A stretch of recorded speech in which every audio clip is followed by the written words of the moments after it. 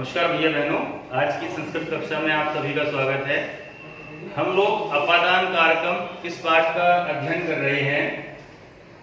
मैंने जैसा कि आपको बताया था, जो मुख्यतः 6 कारक होते हैं उनमें 5वें क्रम पे जो है 5वें नंबर पे अपादान कारक आता है। अपादान कारक में पंचमी विभक्ति का प्रयोग होता है और अपादान कारक का जो पहचान चिन्ह अर्थात विभक्ति चिन्ह जो होता है वो होता है से या अलग होने के अर्थ में अपादान कारक का प्रयोग हम करते हैं।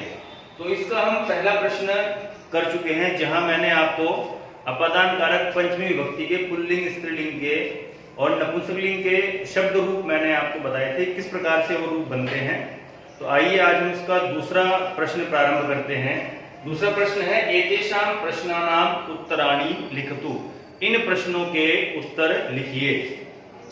पहला प्रश्न है फलम कुतः पतति। भैया बहनों, अगर आपने, जैसे मैंने आपको सबसे पहले पाठ की हिंदी पढ़ाई थी, वो हिंदी अगर आपने ध्यान से पढ़ी होगी तो सारे प्रश्न उत्तर वहीं से हैं। तो अगर वो हिंदी आप ध्यान से पढ़ेंगे तो आपको सारे उत्तर अपने आप समझ में आ जाएंगे।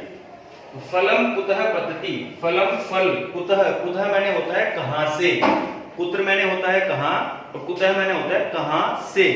फलम कुतः पतति, फल कहां से गिरता है। उत्तर है फलम वृक्षात् पतति, फल वृक्ष से अर्थात पेड़ से गिरता है। तो ये जो वृक्षात् है ये पंचमी विभक्ति का रूप है। अपादान कारक है शब्द में पेड़ से, यानी फल जो है वो पेड़ से अलग हो रहा है। तो जिस चीज से अलग हो रहा है, जो अपनी जगह पे स्थिर है, वो अपादान कारक है, उसमें पंचमी विभक्ति होती है और वो वृक्ष है, क्योंकि पेड़, फल तो गिर के अलग हो गया, पेड़ अपनी जगह पे टिका हुआ है, इसलिए इस वृक्ष शब्द में पंचमी विभक्ति है जिसका रूप बनता है वृक्षात्। आगे है छात्र कुतः आगच्छति। छात्र कहां से आता है। उत्तर है छात्र विद्यालयात् आगच्छति, छात्र विद्यालय से आता है। अब छात्र जो है विद्यालय अपनी जगह पे, छात्र अलग हो गया, विद्यालय से चला गया, तो विद्यालय में पंचमी विभक्ति है, छात्र विद्यालय से आता है। पाषाणः कुतः पतति, पाषाण अर्थात पत्थर, कुतः पतति कहां से गिरता है। उत्तर है पाषाणः पर्वतात् पतति, पाषाण अर्थात पत्थर पर्वत से यानी पहाड़ से गिरता है। महिला कुतः आगच्छति, महिला कुतः कहां से आती है। महिला मंदिरात् आगच्छति, महिला मंदिर से आती है। और आगे है घटी कुतः पतति, घटी अर्थात घड़ी, कुतः पतति कहां से गिरती है, घड़ी कहां से गिरती है। घड़ी उत्पीठिकायाः पतति, घड़ी उत्पीठिका अर्थात मेज, पाठ की हिंदी में भी मैंने आपको बताया था, उत्पीठिका मतलब मेज, उत्पीठिकाया मेज से, घड़ी मेज से गिरती है, यानी मेज के ऊपर रखी थी वहां से गिरती है। तो ये जो थे वृक्षात्, विद्यालयात्, पर्वतात्, मंदिरात्, इनका रूप तो एक तरीके से बना हुआ है, क्योंकि ये पुल्लिंग या नपुंसकलिंग के शब्द हैं और पुल्लिंग और नपुंसकलिंग दोनों के रूप एक तरीके से बनते हैं। उत्पीठिका जो है वो स्त्रीलिंग का शब्द है, इसलिए वहां इस प्रकार से रूप बना उत्पीठिकायाः। तो जितने भी स्त्रीलिंग के रूप होंगे, महिला का महिलायाः, कक्षा का कक्षायाः, जितने भी स्त्रीलिंग के रूप होंगे वो इसी प्रकार बनेंगे। अगला प्रश्न है सिंहः कुतः आगच्छति, शेर कहां से आता है।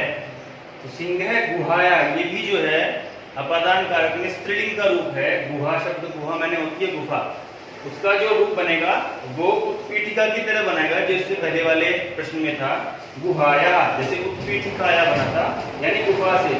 सिंह गुहाया आगच्छति, शेर गुफा से आता है। आरक्षकः कुतः आगच्छति, आरक्षक है यानी सैनिक, कुतः आगच्छति कहां से आता है। आरक्षक सीमायाः आगच्छति, आरक्षक यानी सैनिक सीमा से, ये भी स्त्रीलिंग का रूप है, सीमायाः आगच्छति, सैनिक सीमा से आता है। चिकित्सकः कुतः आगच्छति, चिकित्सक यानी डॉक्टर, कुतः आगच्छति कहां से आता है। चिकित्सकः चिकित्सालयात् आगच्छति, डॉक्टर है वो चिकित्सालय अर्थात अस्पताल से आता है। मसी कुतः पतति, मसी कहते हैं स्याही को, मैंने आपको पहले बताया पेन में जिस स्याही से हम लिखते हैं पेन में डाल के, वो स्याही कुतः पतति कहां से गिरती है। मसी लेखन्यः पतति, लेखनी शब्द है स्त्रीलिंग इकारांत, उसका जो पंचमी रूप बना लेखन्या, यानी लेखनी से, कलम से, स्याही कलम से गिरती है। उसके बाद है भक्तः कुतः आगच्छति, भक्त यानी भक्त, कुतः आगच्छति कहां से आता है, कहां से आता है? भक्त नद्यः आगच्छति। भक्त जो है वो नदी से आता है, यानी नदी से होकर आता है। तो ये जो है आज हमने 10 प्रश्नोत्तर किए हैं। इन्हें अपनी अभ्यास पुस्तिका में लिखकर याद करें। धन्यवाद।